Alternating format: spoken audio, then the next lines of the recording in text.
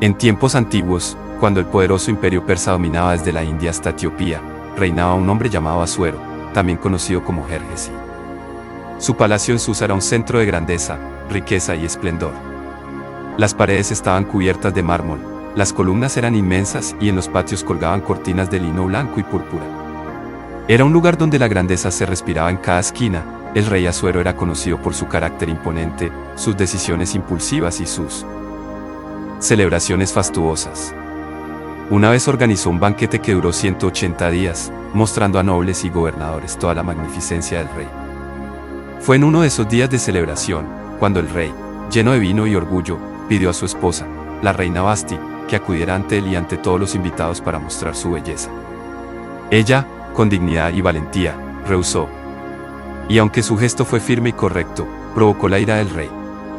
Asuero, incitado por los consejeros que temían que su ejemplo inspirara desobediencia en todas las mujeres del imperio, decidió destituirla como reina, y así quedó vacante el trono junto al rey. Pasado un tiempo, cuando la furia del rey se apaciguó, sus consejeros le propusieron una idea: reunir a las jóvenes más hermosas de todo el imperio para que el rey eligiera a la que sería su nueva reina. De esa manera comenzó una búsqueda que recorrería miles de kilómetros. Ciudades enteras y familias diversas. En Susa vivía una joven llamada Asa, aunque entre los persas era conocida como Esther. Era huérfana y había sido criada por su primo Mardoqueo, un hombre justo, sabio y fiel a las tradiciones de su pueblo, el pueblo judío. Mardoqueo la había educado con cuidado y amor, enseñándole a vivir con modestia, prudencia y valentía silenciosa. Esther tenía una belleza natural, pero más que eso, una gracia y una serenidad que llamaban la atención de quien la conociera. Cuando los emisarios del rey llegaron a Susa para llevar a las jóvenes al palacio, Esther fue una de las elegidas. Aunque entrar al palacio podía significar un futuro incierto, ella obedeció las indicaciones de Mardoqueo, quien le pidió que no revelara su origen hebreo. Con esa recomendación en el corazón, Esther fue llevada al harén real. Allí las jóvenes recibían cuidados especiales, perfumes, aceites, tratamientos de belleza que duraban un año entero. Durante todo ese tiempo, Esther mostró humildad y respeto, y ganó el favor del eunuco encargado del harén, llamado Hegai. Él la trató con especial consideración y le otorgó lo mejor que el palacio podía ofrecerle. Pero lo más notable es que Esther no buscaba llamar la atención, nunca exigió nada, nunca se mostró arrogante. Su sencillez y su prudencia hablaban con más fuerza que cualquier adorno. Cuando llegó su turno de presentarse ante el rey Asuero, la joven Esther entró al salón del trono con serenidad. No llevaba más que lo que Hegai le había recomendado. El rey, al verla, quedó profundamente impresionado, no solo por su belleza sino por la nobleza que transmitía. Y así, en ese momento, la eligió como su reina.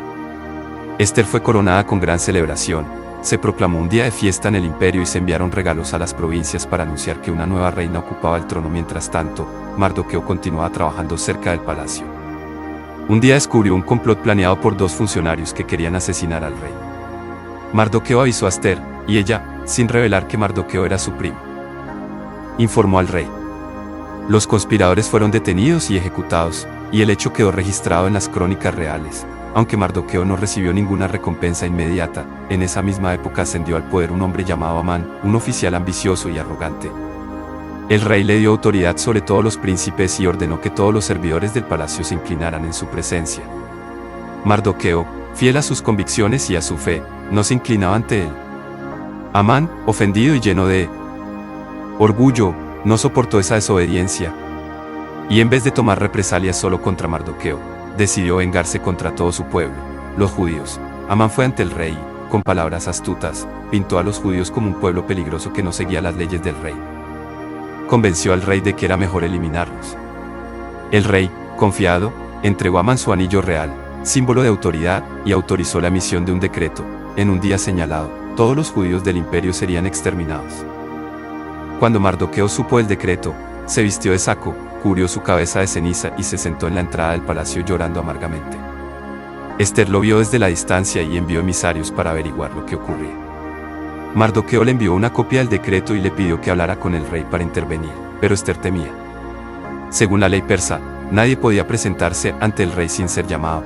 Hacerlo podía significar la muerte, salvo que el rey extendiera su cetro dorado. Esther llevaba 30 días sin ser llamada por él. Aún así, Mardoqueo le envió un mensaje que la marcó profundamente: si callas en este tiempo, liberación y rescate vendrán de otro lugar para los judíos, pero tú y la casa de tu padre perecerán. Y quién sabe si para esta hora has llegado al reino. Esas palabras se grabaron en el corazón de Ester. Ella pidió a Mardoqueo que reuniera a los judíos de Susa y que ayunaran por ella durante 3 días. Ella y sus doncellas harían lo mismo. Después de eso, dijo con determinación, iré al rey, aunque no sea conforme a la ley, y si perezco, que perezca. El tercer día, Ester se puso sus vestiduras reales y entró al salón interior donde estaba el rey. Los guardias la miraron con preocupación, sabiendo el riesgo que corría. El rey levantó la vista, la vio, y en vez de enojarse, extendió el cetro. Ester respiró con alivio. El rey le preguntó qué deseaba, incluso ofreciéndole hasta la mitad del reino. Pero con astucia y prudencia, Ester no reveló aún su petición. En cambio, invitó al rey y a Amán a un banquete privado. En el banquete, nuevamente el rey le preguntó cuál era su petición. Pero Ester pospuso la respuesta una vez más e invitó a ambos a un segundo banquete al día siguiente. Amán salió del palacio eufórico por el favor de la reina, pero su alegría desapareció al ver nuevamente a Mardoqueo sentado en la puerta sin inclinarse ante él. Enfurecido, planeó construir unas enormes horcas y pidió permiso a su familia para colgar en ellas. A Mardoqueo al día siguiente, pero esa misma noche, el rey no podía dormir. Ordenó que le trajeran las crónicas del reino y, providencialmente, leyeron en voz alta la historia del complot que Mardoqueo había descubierto. El rey preguntó qué recompensa había recibido Mardoqueo por salvarle la vida. La respuesta fue, ninguna. Entonces el rey decidió honrarlo. Justo en ese momento entró Amán, dispuesto a pedir permiso para colgar a Mardoqueo. Antes de que pudiera hablar, el rey le preguntó, ¿qué se debe hacer con el hombre a quien el rey quiere honrar? Amán, creyendo que hablaban de él, describió un honor grandioso: vestirlo con ropas reales, montarlo en el caballo del rey y llevarlo por la ciudad proclamando su grandeza. El rey le dijo, haz eso mismo con Mardoqueo. Amán quedó humillado, pero tuvo que cumplir la orden. Avergonzado, llevó a Mardoqueo por la ciudad proclamando su honor. Más tarde ese mismo día, Amán acudió al segundo banquete con Ester y el rey. Allí Ester, con voz firme y valiente, reveló finalmente su petición: si hallado gracia ante ti, oh rey, líbrame la vida a mí y a mi pueblo, porque hemos sido vendidos para destrucción. El rey, sorprendido e indignado, preguntó quién era el responsable. Ester señaló a Amán: ese adversario y enemigo es Amán. El rey salió al jardín enfurecido. Amán cayó a los pies de Ester suplicando por su vida, pero cuando el rey regresó vio la escena y la interpretó como una agresión hacia la reina. Lleno de ira, ordenó que Amán fuera ejecutado. Irónicamente, en la misma horca que él había construido para Mardoqueo, pero aunque Amán había muerto, el decreto contra los judíos seguía vigente y no podía ser revocado. Entonces el rey otorgó a Ester y a Mardoqueo autoridad para escribir un nuevo decreto que permitiera a los judíos defenderse cuando llegara el día señalado. Y así lo hicieron. Enviaron cartas por todo el imperio otorgando permiso para resistir cualquier ataque. Llegado el día, los enemigos que buscaron hacerles daño fueron derrotados. El pueblo judío se salvó, y en memoria de esos hechos se estableció la fiesta de Purim, celebrada hasta hoy. Ester continuó en el palacio como reina, y Mardoqueo fue elevado a un puesto de gran honor. Lo que comenzó como una tragedia decretada se transformó en liberación, y la historia dejó una huella duradera en generaciones enteras. Ester, aquella joven huérfana, tímida y prudente, había llegado al trono para un tiempo decisivo. Su valentía silenciosa cambió el destino de su pueblo, y su nombre quedó escrito para siempre como símbolo de coraje, fe y propósito. José nació en una familia numerosa, hijo de Jacob y Raquel, su esposa más amada. Desde pequeño José destacaba por su inteligencia, sensibilidad y capacidad para aprender. Su padre veía en él algo especial y no lo ocultaba. Un día, Jacob mandó confeccionar una túnica larga y multicolor para José. No era solo una prenda bonita, era un símbolo de preferencia.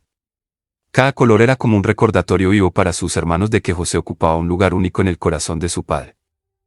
Los hermanos, que ya se sentían desplazados, comenzaron a alimentar una envidia silenciosa. Esa envidia pronto se mezcló con resentimiento.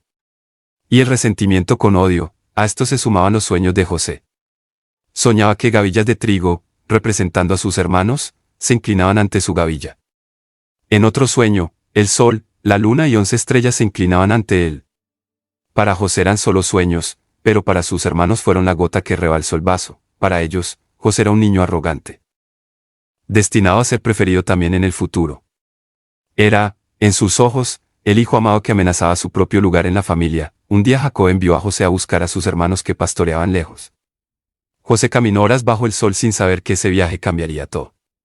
Cuando los encontró, ellos lo vieron venir desde lejos. Su túnica brillante era como un estandarte fácil de distinguir. Y entonces dijeron, ahí viene el soñador. Matémoslo. Rubén, el mayor, intervino, no quería su muerte, así que propuso echarlo a un pozo seco, planeando luego rescatarlo. Pero mientras él no estaba, una caravana de mercaderes ismaelitas pasó por el camino. Judá, otro hermano, dijo, ¿qué ganamos con matarlo? Vendámoslo, y así, José fue vendido por 20 piezas de plata. Ellos tomaron su túnica, la mancharon con sangre de un animal y volvieron a casa con una mentira que desgarró a Jacob, una bestia lo devoró. El padre, al ver la túnica ensangrentada, se derrumbó. José, mientras tanto, caminaba encadenado hacia Egipto, sin saber si volvería a ver su hogar. Pasó de ser el hijo amado al esclavo rechazado. En Egipto fue vendido a Potifar, un oficial de alto rango. José trabajó duro, mantuvo su integridad y pronto se ganó la confianza de su amo. Era eficiente, honesto, hábil. Potifar lo puso al mando de toda su casa, pero la esposa de Potifar, al verse rechazada por José cuando intentó seducirlo, tramó una mentira, lo acusó de intentar abusar de ella. Sin juicio, sin defensa, sin oportunidad de explicar nada, José fue arrojado a la cárcel. En cuestión de años había caído de la protección de su padre a la esclavitud. Y ahora un calabozo oscuro. Aún así, incluso allí se ganó el respeto del jefe de la prisión. José tenía algo en el que ni las circunstancias podían apagar. En la prisión conoció a 2 sirvientes del faraón, el copero y el panadero. Cada uno tuvo un sueño inquietante, y José, con humildad, les explicó su significado. Al copero le dijo que volvería a su puesto, al panadero, que sería ejecutado, y así sucedió. José pidió solo una cosa al copero, recuérdame cuando estés delante del faraón, pero el copero lo olvidó. 2 años más tarde, el faraón mismo tuvo sueños que nadie podía interpretar, vacas gordas devoradas por vacas flacas, espigas hermosas tragadas por espigas marchitas. Finalmente el copero recordó, hay un joven hebreo que puede interpretar sueños. José fue sacado apresuradamente de la cárcel, aseado y llevado ante el hombre más poderoso de la región. 4. Gobernante exaltado, el faraón contó sus sueños, y José explicó que Dios estaba revelando lo que vendría, 7 años de abundancia, seguidos por 7 años de hambre devastadora. No solo interpretó el sueño, propuso un plan, almacenar grano durante los años de abundancia para sobrevivir a la sequía. El faraón, impresionado por su sabiduría, lo elevó a segundo en mando. Le puso un anillo, ropas nuevas y un nombre egipcio. En un solo día, José pasó de la prisión al palacio. Durante 7 años administró los recursos con inteligencia y disciplina. Cuando llegó la hambruna, Egipto tenía comida mientras el resto de la región sufría. Fue entonces cuando los hermanos de José viajaron a Egipto buscando alimento, sin imaginar que el poderoso gobernador era aquel joven al que habían vendido. Ellos se inclinaron ante él, sin reconocerlo. Y los sueños de juventud se cumplieron. José probó a sus hermanos para ver si habían cambiado. Les habló con dureza, pero su corazón estaba lleno de sentimientos encontrados. Finalmente, al ver que estaban dispuestos a sacrificarse unos por otros, especialmente Judá, él ya no pudo contenerse, mandó salir a todos menos a ellos y rompió a llorar, yo soy José. ¿Vive todavía mi padre? Los hermanos quedaron mudos, temiendo que José buscara venganza. Pero, en lugar de odio, José les ofreció perdón. Lo que ustedes pensaron para mal, Dios lo transformó para bien. Jacob, su padre, viajó a Egipto. Después de años de dolor, vio de nuevo al hijo amado que creía muerto. Esa reunión, llena de lágrimas y abrazos, fue el cierre de una herida que durante décadas había dividido a la familia. José vio el resto de sus días como un sabio gobernante, un hombre que pasó por lo más bajo para llegar a lo más alto, nunca perdiendo su fe ni su integridad. Imagina un tiempo en el que toda la humanidad hablaba un mismo idioma. Las personas podían entenderse sin esfuerzo, trabajar juntas y compartir sus ideas sin barreras. Unidos por esa facilidad para comunicarse, decidieron emprender un proyecto gigantesco: construir una ciudad y una torre tan alta que alcanzara el cielo. No solo querían dejar una marca de grandeza, sino evitar dispersarse por el mundo. Esta torre, llamada Babel, se convirtió en símbolo de su ambición y su deseo de permanecer unidos bajo un solo propósito: A medida que la torre crecía, también crecía el orgullo de los constructores. Creían que nada les sería imposible. Pero según la tradición, Dios observó que esa unidad basada en el orgullo podía llevarlos a pensar que no tenían límites. Entonces tomó una decisión: confundir sus lenguas para que no pudieran entenderse. De un momento a otro, los trabajadores comenzaron a hablar distintos idiomas. Lo que uno decía, el otro no podía comprenderlo. La colaboración se volvió caos. Los planes se detuvieron y la torre quedó inconclusa. Incapaces de continuar y comunicarse entre ellos, las personas se dispersaron en grupos por distintas regiones del mundo, cada uno llevando consigo un idioma diferente. Así nació la diversidad lingüística que caracteriza a la humanidad. La torre, abandonada, se convirtió en símbolo de los límites del orgullo humano y del poder que tiene la comunicación para unir o separar a las personas. Hoy, la historia de la Torre de Babel nos recuerda que la cooperación es poderosa, pero también frágil, que el lenguaje puede construir puentes o levantar muros, y que la diversidad que surgió de aquella confusión sigue siendo una de las riquezas más grandes de la humanidad. Imagina las calles de una ciudad del Mediterráneo oriental, bulliciosa, llena de comerciantes griegos, romanos y judíos. Esa ciudad es Tarso, una de las más importantes de Cilicia, en la actual Turquía. Allí, alrededor del primer siglo de nuestra era, nació un niño judío de nombre Saulo, a quien el mundo terminaría conociendo como Pablo de Tarso, quizá la figura más influyente en el desarrollo del cristianismo. Saulo creció en un entorno singular. Su familia pertenecía a la diáspora judía, es decir, aquellos judíos que vivían fuera de la tierra de Israel. Era fariseo por tradición familiar, estricto en el cumplimiento de la ley, y, algo muy importante, poseía ciudadanía romana, un privilegio que muy pocos judíos tenían y que más adelante jugaría un papel decisivo en su vida. Sus primeras memorias debieron estar llenas de escenas propias de un niño judío piadoso: el estudio de la Torá, el aprendizaje del arameo para comunicarse con los suyos, del griego para moverse entre la gente de Tarso y quizás también del hebreo para las escrituras. Pero Saulo no solo recibió educación religiosa. Tarso era una ciudad célebre por su cultura filosófica y su vida intelectual. Allí se respiraba pensamiento griego, se hablaba de retórica, de ética, de política. Saulo creció como un hombre capaz de moverse entre mundos, el judío, el griego y el romano. Esa triple pertenencia marcaría toda su vida, a pesar de ser con uno de los maestros más respetados del momento, Gamaliel, quien era reconocido por su moderación y sabiduría. Bajo Gamaliel, Saulo se convirtió en un fariseo celoso, apasionado por defender la tradición de sus padres y por proteger lo que él creía que era la pureza del judaísmo. Mientras Saulo avanzaba en su formación, comenzaba a extenderse una nueva corriente dentro del judaísmo. Los seguidores de Jesús de Nazaret, quien había sido crucificado por los romanos, anunciaban que él había resucitado y que era el Mesías esperado. Este grupo, todavía pequeño y mayoritariamente judío, empezó a atraer atención. Para Saulo, que veía con preocupación cualquier desviación doctrinal, esta nueva comunidad resultaba peligrosa. Así, cuando los seguidores de Jesús comenzaron a predicar abiertamente en Jerusalén y sus alrededores, Saulo los consideró una amenaza. Su celo lo llevó a colaborar con las autoridades del templo para perseguir a estos discípulos. Uno de los episodios más conocidos de este periodo es el martirio de Esteban, considerado el primer mártir cristiano. Según la tradición, Saulo estuvo allí, aprobando su ejecución y guardando los mantos de quienes lo apedreaban. Para Saulo, cada discípulo de Jesús era un peligro para la fe de Israel. No era un hombre cruel por gusto, más bien actuaba convencido de que estaba defendiendo la voluntad de Dios. Su fervor lo impulsó incluso a pedir cartas oficiales para viajar a Damasco, a varios días de distancia, de arrestar a los seguidores del camino, como todavía se llamaba entonces al movimiento cristiano. Y fue precisamente en ese viaje cuando la vida de Saulo cambiaría para siempre. El episodio es uno de los más conocidos de la historia cristiana. Saulo, cerca ya de Damasco, fue sorprendido por una luz intensa y cayó al suelo. Según los relatos, escuchó una voz que le decía: Saulo, Saulo, ¿por qué me persigues? Confundido, Saulo preguntó: ¿Quién eres, Señor? La respuesta fue: ¿a quién tú persigues? Este encuentro dejó a Saulo ciego durante 3 días. En Damasco, un discípulo llamado Ananías recibió una visión donde se le pedía que visitara a Saulo, impusiera sus manos sobre él y lo sanara. Ananías dudó, pues sabía quién era Saulo, pero obedeció. Al hacerlo, Saulo recuperó la vista y fue bautizado. Este fue el punto de inflexión definitivo. Aquel fariseo rígido y perseguidor se transformó en un creyente apasionado. Saulo no solo dejó de perseguir a los cristianos. Decidió anunciar aquello que antes combatía. Con el tiempo adoptó el nombre de Pablo, más acorde con su misión entre los gentiles.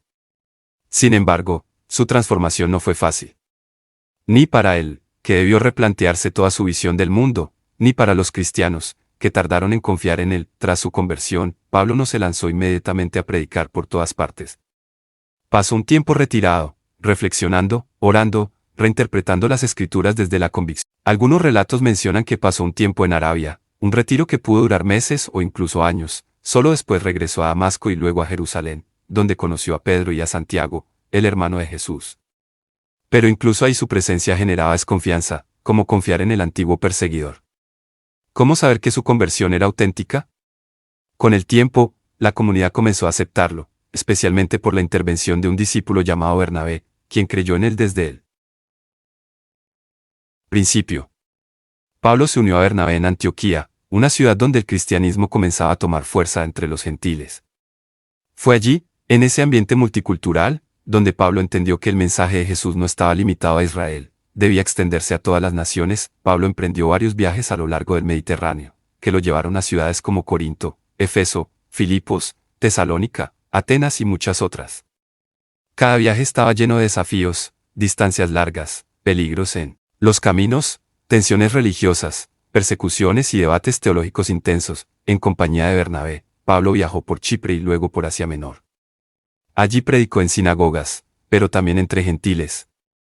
Algunos aceptaron su mensaje, otros se opusieron violentamente. A su regreso, estalló una gran discusión: ¿debían los nuevos convertidos gentiles practicar la circuncisión y cumplir la ley judía? Pablo defendió que la salvación viene por la fe en Cristo, no por... Los apóstoles debatieron y finalmente aceptaron que los gentiles no estaban obligados a seguir todas las leyes mosaicas. Esto marcó un antes y un después, abrió la puerta para la expansión universal del cristianismo. Pablo continuó viajando.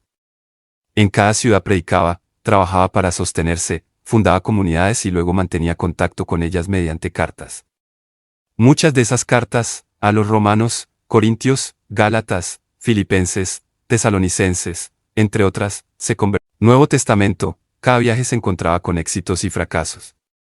En algunas ciudades, como Éfeso, su predicación causó disturbios económicos entre quienes fabricaban estatuas de dioses paganos.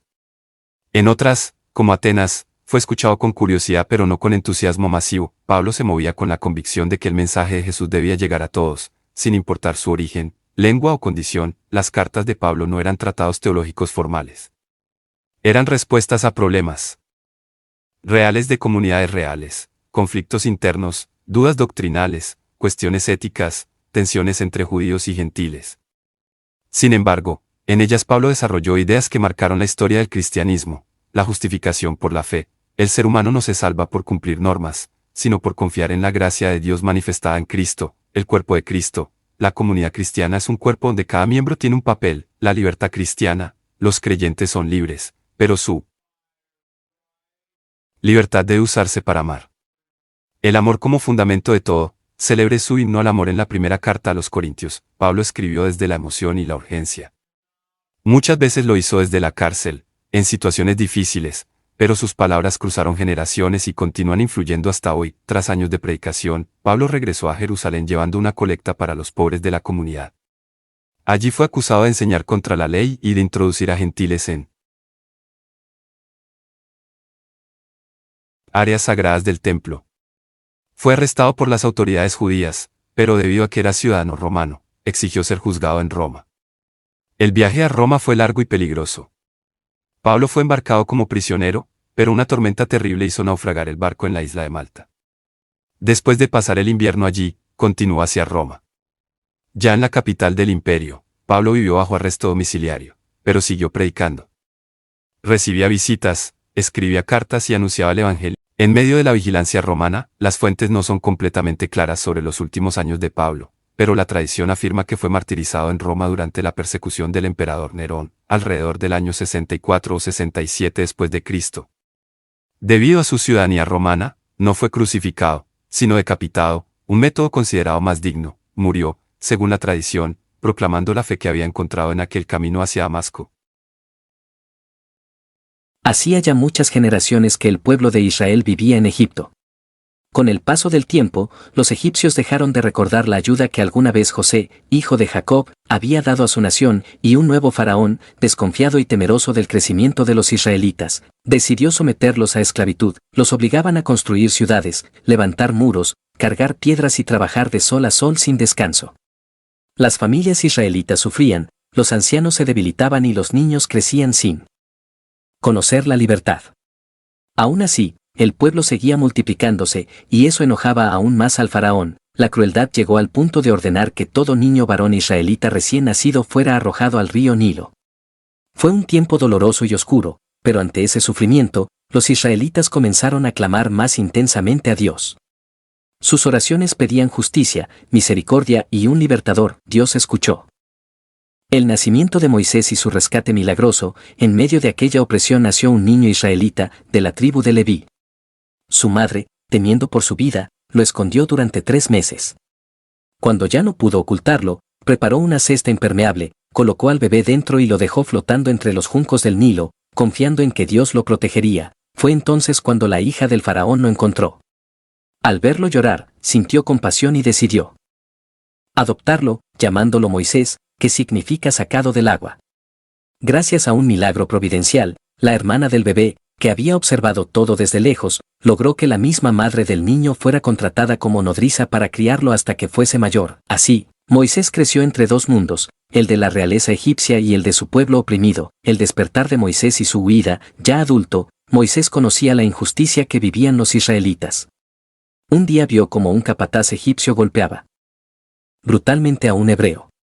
Lleno de ira y compasión, Moisés intervino y terminó matando al egipcio. Temiendo represalias, huyó al desierto de Madián, dejando atrás las comodidades del palacio. Allí se casó con Séfora, hija de Jetro, y trabajó como pastor durante años. Moisés pensó que su vida terminaría en la tranquilidad del desierto. Pero Dios tenía otros planes. La zarza ardiente y el llamado. Un día, mientras guiaba su rebaño cerca del monte Horeb, Moisés vio algo sorprendente. Una zarza que ardía sin consumirse. Al acercarse, escuchó la voz de Dios llamándolo por su nombre. Dios le reveló que había escuchado el clamor de su pueblo y que lo enviaría a liberar a Israel. Moisés dudó, temió, argumentó que era torpe para hablar. Pero Dios le aseguró que estaría con él, que le daría las palabras y la fuerza necesarias. Le dio señales milagrosas, como convertir su vara en serpiente, para demostrar su autoridad. Finalmente, Moisés aceptó el regreso a Egipto y el desafío al faraón. Moisés regresó a Egipto junto a su hermano Aarón. Frente al faraón proclamó el mensaje divino: deja ir a mi pueblo. Pero el faraón se negó. Se burló, endureció su corazón y ordenó aumentar la carga de trabajo de los israelitas. Entonces Dios envió una serie de plagas sobre Egipto: el agua convertida en sangre, las ranas, los mosquitos, las moscas, la peste sobre el ganado, las úlceras, el granizo destructivo, los saltamontes, la oscuridad profunda. Y, finalmente, la muerte de los primogénitos. Solo entonces, quebrado por el dolor, el faraón permitió que Israel saliera. El éxodo, la salida hacia la libertad. Miles de israelitas emprendieron el camino. Se llevaron consigo pan sin levadura, rebaños, pertenencias y la esperanza de una nueva vida. Dios los guiaba con una columna de nube de día y una columna de fuego de noche, pero el faraón, arrepentido de dejarlos ir, reunió a su ejército y los persiguió hasta alcanzarlos junto al Mar Rojo. El pueblo entró en pánico, pero Dios instruyó a Moisés a levantar su vara. Las aguas se abrieron, formando un camino seco entre 2 muros de agua. Los israelitas cruzaron, pero al intentar los egipcios hacer lo mismo, las aguas volvieron a su cauce, cubriendo al ejército perseguidor. Israel, por primera vez en siglos, quedó realmente libre. El viaje por el desierto. Aún en su libertad, el pueblo enfrentó dificultades, hambre, sed, cansancio y miedo. Dios hizo brotar agua de una roca, envió maná del cielo y codornices para alimentarlos, pero también enfrentaron sus propias dudas y quejas. No era fácil abandonar siglos de costumbres egipcias ni aprender a confiar en un Dios que los guiaba hacia una tierra desconocida. A pesar de sus errores, Dios seguía siendo fiel. La llegada al monte Sinaí. 3 meses después de salir de Egipto, Israel acampó al pie del monte Sinaí. Allí, una profunda nube cubrió la montaña. Rayos, truenos y un sonido como de trompeta celestial llenaron el ambiente. El pueblo tembló de asombro. Dios estaba a punto de hacer un pacto eterno con ellos. Les pidió prepararse durante 3 días, lavarse, purificarse, mantenerse atentos. Era el momento en que Dios daría su ley. Dios entrega los 10 mandamientos. Moisés subió al monte Sinaí y allí Dios habló, le entregó las tablas de piedra, escritas por el propio dedo divino, con los 10 mandamientos, principios que no solo serían normas, sino una guía moral, espiritual y social para el pueblo. Estos mandamientos enseñaban a amar y honrar a Dios, a respetar la vida, la familia, la verdad, la fidelidad y la justicia. Israel, a los pies de la montaña, escuchó el eco de la voz divina y prometió obedecer el becerro de oro. La caída del pueblo. Mientras Moisés permanecía en la montaña recibiendo instrucciones adicionales, el pueblo comenzó a impacientarse. Algunos dijeron que Moisés había muerto y nunca regresaría. Convencieron a Aarón de construir un ídolo, un becerro de oro. Lo adoraron con fiestas desordenadas y sacrificios, olvidando la alianza que acababan de aceptar. Cuando Moisés bajó y vio el desastre, lleno de indignación, arrojó las tablas al suelo y las rompió. El arrepentimiento y el perdón de Dios. Moisés oró por el pueblo, pidió misericordia y ofreció incluso su propia vida para que Dios los perdonara. Dios escuchó, aunque también disciplinó a Israel para mostrarle la gravedad de su traición. Finalmente, pidió a Moisés que subiera nuevamente al monte. Las segundas tablas y la renovación del pacto. Moisés talló 2 nuevas tablas y subió de nuevo. Allí, Dios, mostrando compasión, volvió a escribir los 10 mandamientos y renovó su alianza con el pueblo. Cuando Moisés descendió, su rostro brillaba de tal manera que tuvo que cubrirlo con un velo. Era señal de que había estado en presencia divina. Israel reanudó su viaje hacia la tierra prometida, ahora con una ley clara, un pacto renovado y la certeza de que Dios caminaba con ellos. La ley como camino. Los 10 mandamientos se convirtieron en el corazón de la vida del pueblo. Inspiraron reglas, celebraciones, normas sociales y formas de convivencia que los acompañarían durante generaciones. A través de ellos, Dios les enseñó a ser un pueblo justo, fiel y diferente a las naciones vecinas. Así, la historia de los 10 mandamientos no es solo un relato antiguo, sino una guía moral que ha influido en culturas y civilizaciones durante miles de años.